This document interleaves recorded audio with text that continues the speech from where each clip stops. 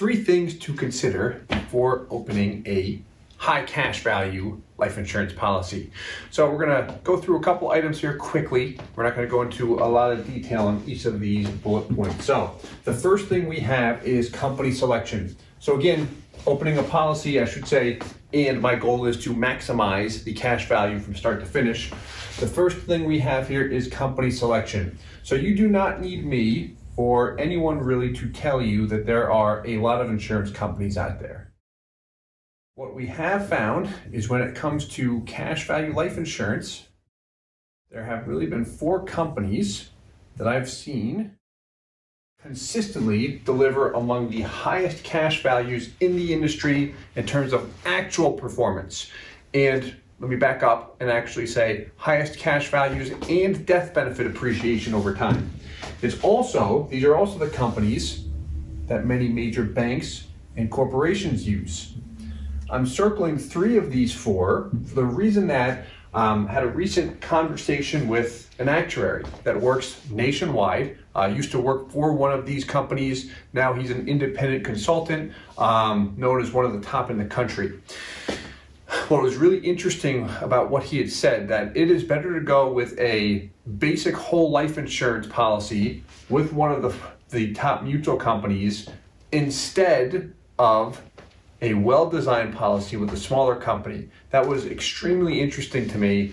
As I dug into it too, a lot of it was validated. But at the same time, these companies, in terms of actual performance, have consistently delivered the strongest cash values. Second, policy design, and here we have limits underlined.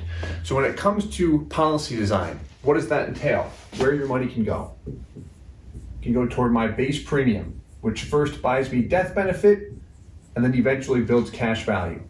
Typically, we drive that as low as the insurance company will allow per their limits, their limitations. Every company has different limits, rules around what riders can be attached, how we can optimize the upfront and long-term cash value of a policy. But what we've seen on a guaranteed and non-guaranteed basis, if we are lowering that as low as we legally can within the company's limits, we have more cash value. Second is the PUA rider. Often referred to this as a cash dump-in. This guy, we will get as much money as we possibly can to the policy. So again, every company has limitations on this. For example, Mass Mutual will allow you to 10x your base premium as far as a total payment per year. So if I have a $10,000 premium, that means I can pay in a total of $100,000 per year. So I might have a $10K base premium, a $1,000 term rider, which I'll need to raise my MEC limit. That'll be the next thing I touch on. So 10K base, 1K term rider, 89,000 PUA, accelerating the cash value dumping. Then the third item via the limits would be this guy. So this is not an insurance company limit. This is an IRS limit. Modified endowment contract or MEC limit. Now the nice thing is here is we can actually set it wherever we want. It has a direct relationship to our age and death benefit on a life insurance policy. That is the measuring stick that the IRS uses to determine if a life insurance policy will be viewed as life insurance or a pure taxable investment in their eyes. So often when it comes to the limits, a question that I'll often ask, or our office will ask you when you're first considering a policy is, hey, how much do you want the ability to add into a policy on any given year?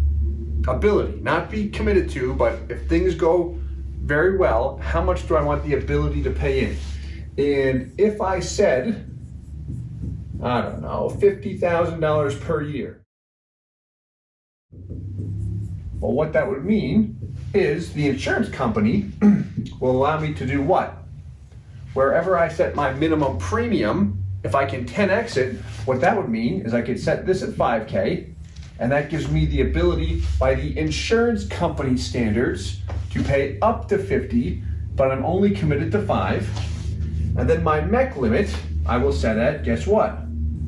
50K. This way the IRS does not tax the policy. I'll set it 50K or potentially higher if I want to be able to pay into the policy for a long period of time.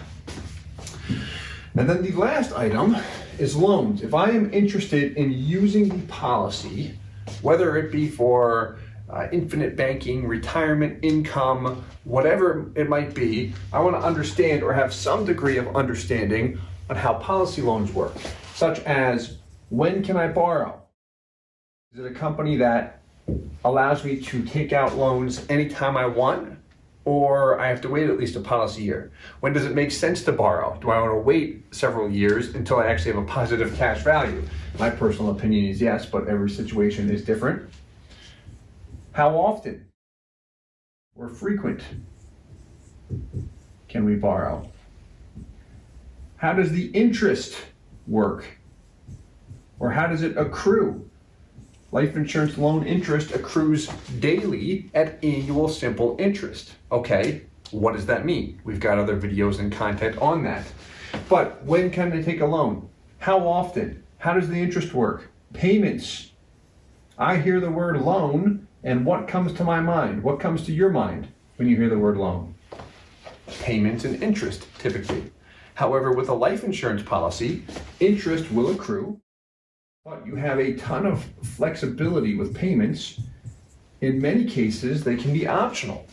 You'll see individuals and big corporations use cash value life insurance as a means to pay retirement income down the road to their executives, and individuals will use it for themselves because I can take a tax-free income disbursement from the policy.